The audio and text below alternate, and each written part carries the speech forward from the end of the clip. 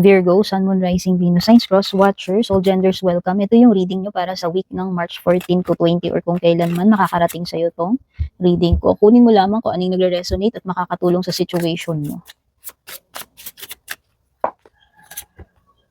Merong Gemini, Libra, Aquarius, pwede rin namang may Leo or Aries, Leo, Sagittarius. No?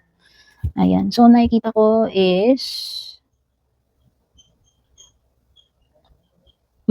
waiting period. Kailangan mo munang magpahinga, Virgo. Kailangan mo munang mag-recharge ng iyong energies bago ka sumabak dito. Make sure na ikaw ay prepared. Make sure na ikaw ay well-rested. Huwag mo ring abusuin yung sarili mo para hindi ka magkasakit. Maaaring magkaroon ka ng burnout, masobrahan, pagod, trabaho, etc. So, a period of rest. Time out muna. So, yan. Pwedeng this is taking a vacation. Pwedeng pagkakaroon ng pause sa kung ano man yung ginagawa mo. Or it could be a period of contemplation. Parang magtitake ka muna ng pause para makapag-isip ka, makapag-decide ka. Pwedeng yung iba, this is cool off kung sa relationship ito. Basta meron ditong something na tantanan mo muna yan, pahinga ka muna, mag-pause ka muna, mag-recharge ka ng batteries mo.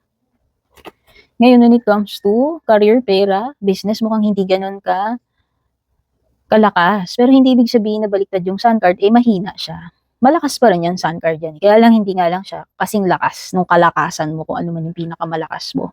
So, saan mo na pwedeng maaaring hindi mo ma-meet yung mga quota mo when it comes to sales or pwedeng hindi ka ganun ka-satisfied. Kumbaga, hindi ito yung highest sales na nakukuha mo usually. And when it comes to salary, kung halimbawa, salary yan, trabaho, pwedeng hindi kasing taas nung maaaring previous na salary mo. Okay? Pwedeng din to, kung palakasan, may palakasan dito sa workplace.